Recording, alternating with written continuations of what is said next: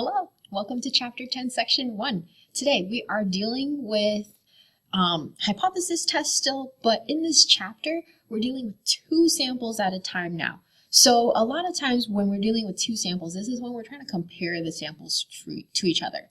So we're starting out in this first section of looking at two samples, but specifically proportions within the two samples.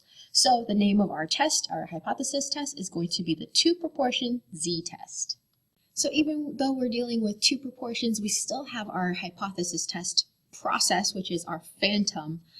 So we're still doing the same stuff, just there's actually a little bit more now because we have two samples to deal with.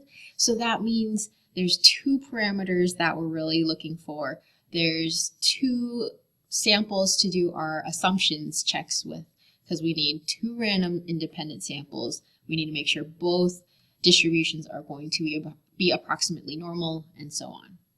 So we're going to use this example here about our teenagers going deaf, because you guys like to blast your music within your headphones and whatever, and our headphones these days are getting more and more complex. So who knows how loud people are playing their music.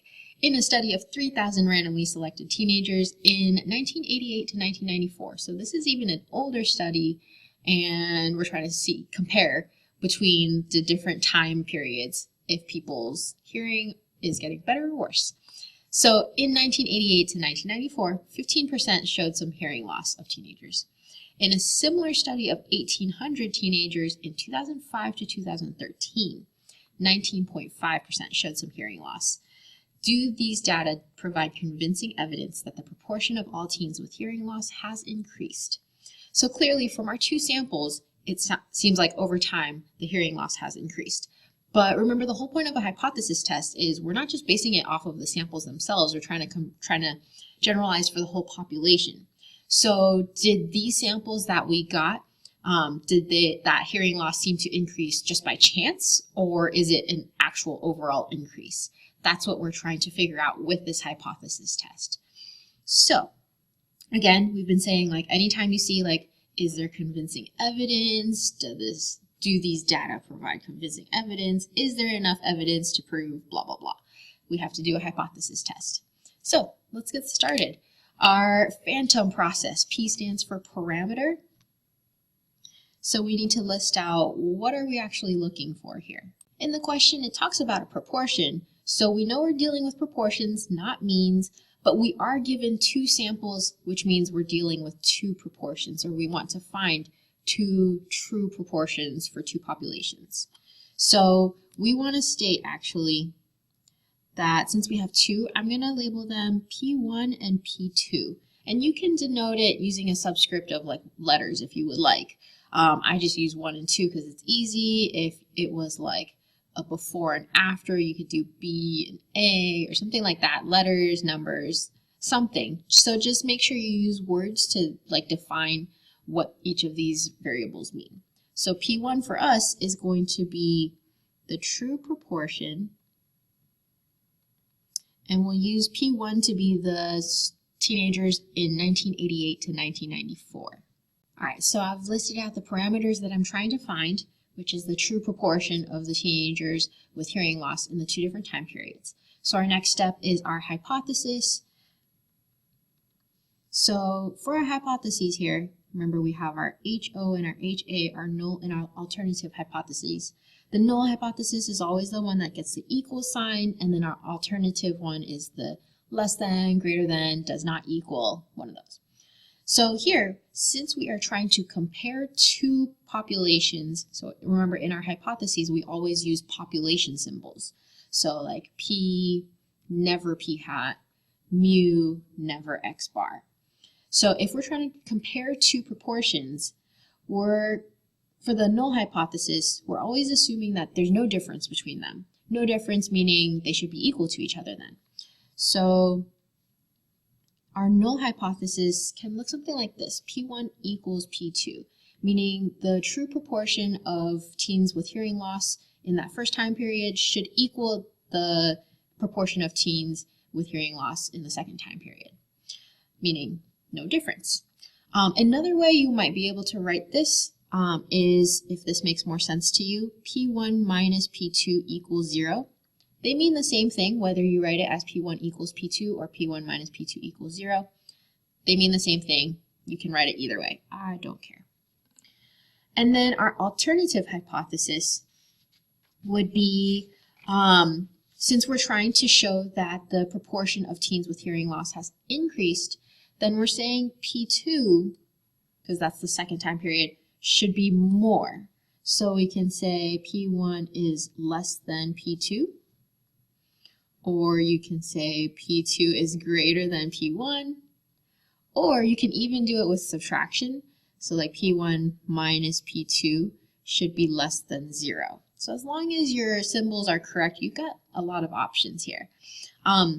Personally, I just tend to, if I stick with P1 equals P2, I'll either write it with P1 is less than P2, or if I do it the subtraction way, I'll do it subtracted the same way both times. So P1 minus P2, P1 minus P2. Versus switching around the order. Even though it's technically correct, it's just easier to read if you don't switch around the order. So like this P2 greater than P1, not used as much just because the order of the 1s and the 2s are switched.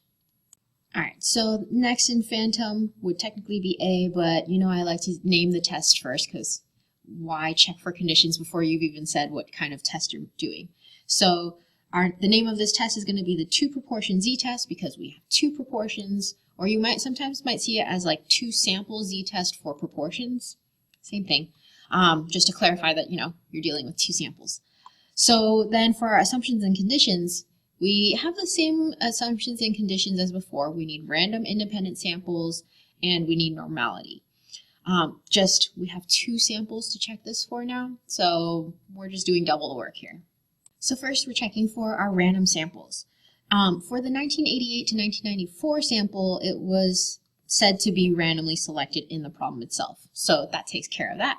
And then for the 2005 to 2013, for that sample, it said it came from a similar study. So it doesn't explicitly say that it's randomly selected. However, because it says similar study, they should be doing things similarly by randomly selecting their people in the sample. So we can assume that the sample is going to be random.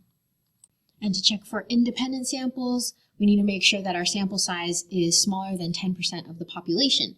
So our first sample from 1988 to 1994 is 3,000. So we can say 3,000 is less than 10% of all teens in that time period. And then 1,800 is less than 10% of all teens in 2005 to 2013. These are reasonable assumptions that we're making here. All right, lastly, for our normality check, we used to use the large counts rule for proportions. So it was the n times p has to be greater than 10, and then the n times 1 minus p also has to be greater than 10. Here we have two proportions to deal with because we have two samples. So we actually have to check it for both. So if you look at my notation here, you'll see something like n1 times p hat 1, or p1 hat, has to be greater than 10. n1 times 1 minus p1 hat has to be greater than 10. Because for our first sample numbers, when we multiply them, it has to be greater than 10. Same thing for our second sample numbers. And also notice we are using p hat now to check because we don't actually have like a hypothesized value for our proportion, because our proportions now, we're just looking at the difference between them, and then we want that difference to be 0. So really we're just using our sample proportions to check for greater than 10 here. So in this problem, for our first sample, the proportion of teens that showed hearing loss would have been 15%. So that would have been my P1 hat. So 0.15 with a sample size of 3,000. So plugging in all my numbers for my sample size of my first sample and my second sample, then multiplying it out, all of them are greater than 10. Fantastic, the large counts condition has been met. All right, now that we've checked our assumptions and conditions, we move on to our calculating our test statistic. So the formula looks a little crazy here because we've got a lot of proportions to deal with. And so the top part is not too bad. We are finding the difference between our proportions. So we take our sample proportions and subtract them. And then we are subtracting this from our hypothesis value. So if we said in our HO that P1 was supposed to be equal to P2, then this value really is just 0. So this part is actually pretty much the same for all of our two proportion ones. You're always subtracting by 0 for this part, so you kind of ignore it. Then on the bottom, the standard error for a two proportion z-test looks crazy because we have this weird thing called PC now. What the heck? We went from P1, P2 to PC. So PC is just the combined proportion. So mathematically, we are taking our sample sizes and adding them together. So thinking like in terms of our sample proportions, we're just trying to combine them together to do our calculations a little bit easier. X1, X2 is basically like the total number of people out of that sample who would have experienced hearing loss or whatever.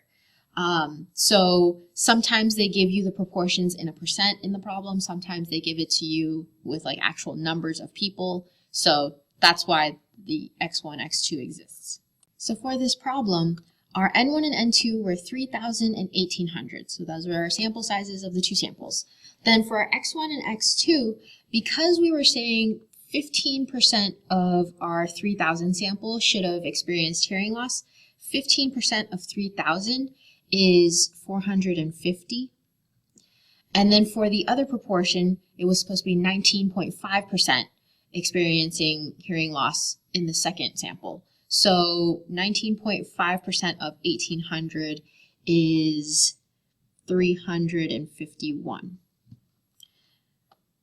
So then our PC hat is going to be the combination of those numbers. As a fraction, we get 801 over 4,800. As a decimal, this ends up being 0.1669 if we round to 4 decimal places. And so here with our PC hat, we tend to want more decimal places just because it'll make our test statistic a little bit more accurate. So let's start plugging stuff into our test statistic now. So we have our P hat 1, which was the 15%, minus P2 hat, which was the 0.195, the 19.5%, minus 0,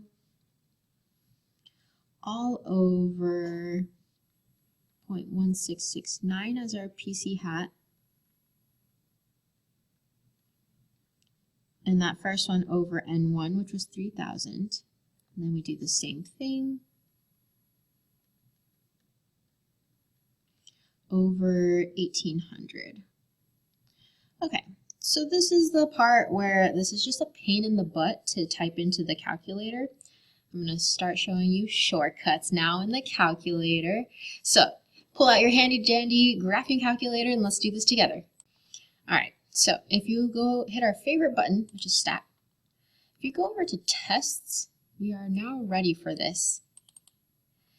This is the calculator options of all the hypothesis tests you could ever make. And if you scroll down, it even has all the different intervals that you can make for confidence intervals. So I haven't shown you this yet because I wanted to make sure you understood it, like conceptually why you were doing the calculations the way you were, but there are calculator functions for all of it. So if you would like to start using them now, for sure, go for it. The setup for them is all pretty similar. You just need to make sure you choose the correct one because that's the most important here. So in our case, we are doing a two proportion z-test. So if you scroll down, you'll see two proportion z-test. And this is different than a two sample z-test. So pay attention to that between whether you're doing proportions or just means. That's what the two sample one would be for. So be careful with that. Same thing with your intervals. There's a z interval, but then there's also a one proportion interval, one proportion z interval here. So just be careful using your calculator for things. Okay, so we said we wanted the two proportion z-test. Hit enter. It'll ask you for x1, n1, x2, n2, which is nice because it's the same like variables we were using. So x1 for us was 450, n1 was 3,000. X2 was 351, and N2 was 1,800. And for this problem, we're saying P1 is less than P2 because we wanted to see if there was an increase in hearing loss, so P2 had to be the bigger number. So basically you get to choose between the does not equal or the greater than, less than. Okay. Calculate is what you want to go to. Draw will just draw out the normal curve for you. It's kind of cool to look at. You can try it out if you want, but I'm not going to show you here because we don't need it. Calculate. And oh my goodness, it tells you everything. So this first number, z equals, they're telling us the z-score. This is our z-score, negative 4.05 if we round. Z-score is here. This first p is our p-value. So the p's are confusing because we have proportions here. So like p for p-value, p for proportions, it gets kind of crazy. So just make sure the number right after your test statistic, your z-score, is going to be the p-value, which is nice because that's the next step for us too when we're writing this out. They also tell you what p hat 1 is, p hat 2 is, and then this p hat, like without any notation next to it, this is our PC. Like that's what we found over here. So all of that's there, and it says there's a down arrow, meaning you can scroll down more to see the rest of the numbers, which is kind of cool too, which we didn't really need N1, N2, but it's there. Okay, so what we do need is the test statistic because we plugged all our numbers in to show our work, but then we can use the calculator to actually calculate things for us, and then we have the p-value here. The p-value, remember, is a probability, so 2.58 as a probability makes no sense because probabilities have to be a number less than 1. But take a look at the e at the very end here. This is just telling you this is scientific notation. So we're just saying like 2.58, but then you're going to move the decimal place 5 places to the left because it's kind of like 10 to the negative 5th power when we wrote scientific notation back in our science classes. So this is just scientific notation. It's actually a really small number. It's like 0.0000258. So really small probability here. All right, so I've written out the rest of my stuff here. I've got my test statistic filled in. Here's my p-value. So now we get to make our decision with our last step of phantom. So our p-value, we got 0.00003. I'll just round it. We weren't told what alpha was. Let's just call it 0.05. Even if we did 0.01, our p-value is so small it would have been less, so we would reject, and there is convincing evidence. So remember, our conclusion, we always choose like less, reject, is. If it was greater, then we would choose greater. Fail to reject is not. Okay, so there is convincing evidence that, and then we go back to our original problem and restate what we were trying to say. Because we were looking for convincing evidence that the proportion of all teens with hearing loss has increased. So there is convincing evidence that the true proportion of teens with hearing loss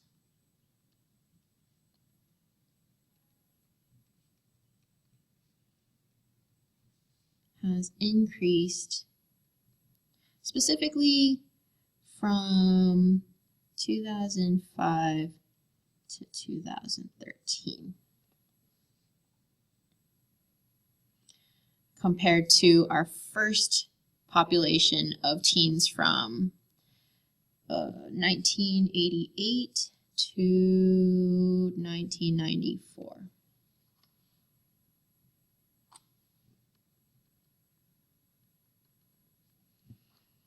Okay, there's our full hypothesis test. The last thing that I wanted to talk about in this section is just confidence intervals, because if we can do a hypothesis test for 2 proportions, we can definitely make a confidence interval for 2 proportions. And here's the formula for it. So it's very similar to kind of our test statistic formula. So just notice with an interval, the standard error does not use PC. So that's like a key difference here, something you have to remember. The hypothesis test will use the PC, the interval does not. So pay attention to that. The panic process is the same as our hypothesis test phantom process. Nothing crazy there, but that's the formula for it. Alrighty, thanks for watching. Don't forget to like and subscribe.